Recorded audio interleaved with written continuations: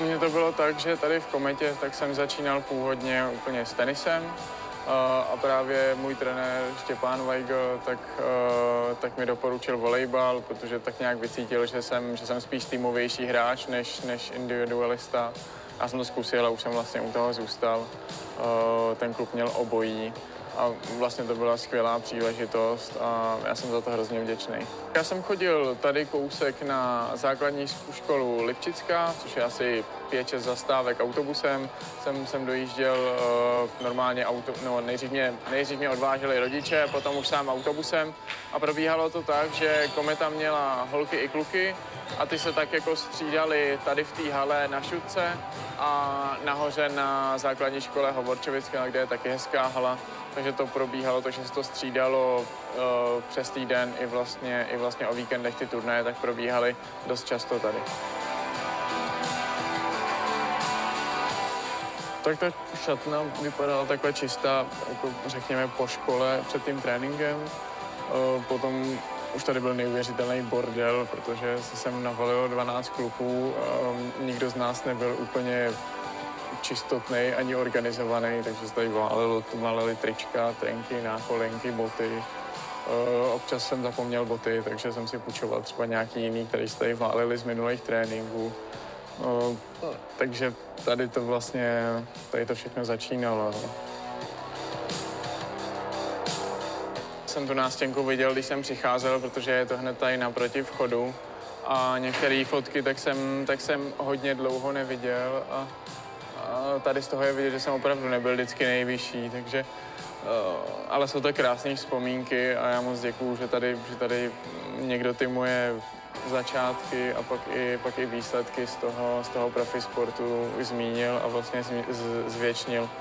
Je to fakt hezký, zahřeje to u srdíčka a doufám, že to bude motivace pro nějaký mladý hráčky nebo hráče. Pamatuju si, že jsme měli fakt dobrý trenéry a hlavně skvělou partu, takže si pamatuju do dneška, že jsme tady měli dobrý tréninky, měli jsme tady i špatný tréninky, za který jsme byli potrestaný třeba 100 kolečkama nebo nějakýma, nevím, posilováním, klikama, dřepama, něčím podobným. Ale když se to dělalo v partě, tak to prostě vytvářelo tyhle vzpomínky a teď jsem za to zpětně rád, ale 100 koleček bych znovu asi už běhat nechtěl. Z Komety tak jsem šel na Prosek hrát kadecký volejbal a potom do Dan Sportu juniorský volejbal. Ten přerod a přechod tak se konal, když mi bylo nějakých 19-20 let. Já jsem hrál šestkový volejbal extraligu za Benátky nad Jizerou, kde jsem teda příliš nehrál, spíše jsem seděl, což asi jako většina nahravačů, kde jsem byl nahravač, tak v tomhle jako řekneme brzkém věku, tak spíš vyčkává, protože před ním jsou zkušenější hráči a i lepší hráči. Stejně to bylo u mě, takže jsem se občas dostal na hřiště, ale nebylo to příliš častý a přemýšlel jsem nad tím, co dál, jestli to dává smysl, jestli nechci nějakou změnu. A šel jsem zkusit beach volejbal a zase to bylo správné rozhodnutí a našel jsem takový nějaký jako hybridní režim mezi tím tenisovým, kde je člověk sám a šestkovým volejbalem, kde je prostě 12 nebo v případě na hřišti tak je 6 hráčů a ve dvou si vyhovujeme. Když jsem přecházel ze šestkového volejbalu, což bylo z Benátek nad Jizerou, tak můj první beachový klub tak byl Beach Klub Strhov, kde s Ondrou Perušičem tak působíme i nadále. Reprezentujeme ho na mistrovství klubů a vlastně za něj trénujeme tam celou zimní přípravu, když zrovna jsme v České republice. Je to hezký se potkávat s veřejností, s amatéry, kteří tam chodí trénovat po práci, vlastně udělat si žízeň a hlad a třeba po celém dnu sezení v židli, tak se jdou hnout do písku. A je pak hezký se s nimi potkat, oni vám řeknou, že teda buď jste hráli dobře, nebo jste hráli špatně, že většinou se s nimi potkáme fakt hodně často, takže už se ty věci řeší napřímo.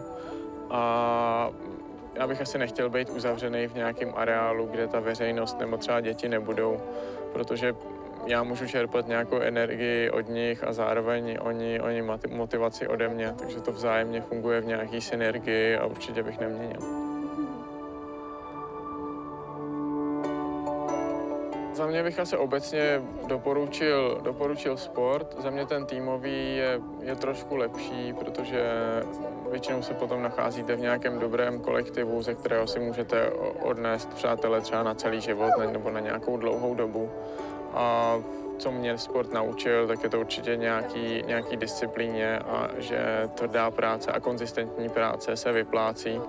A zároveň člověk se naučí poznávat to, kterým lidem by měl, ať už v normálním životě nebo v tom sportovním, věřit, co mu kdo dal, co mu naopak kdo nedal a jaký čas je zrovna prospěšný a kam ho investovat. Takže člověka to naučí hodně a to nejenom po té sportovní stránce.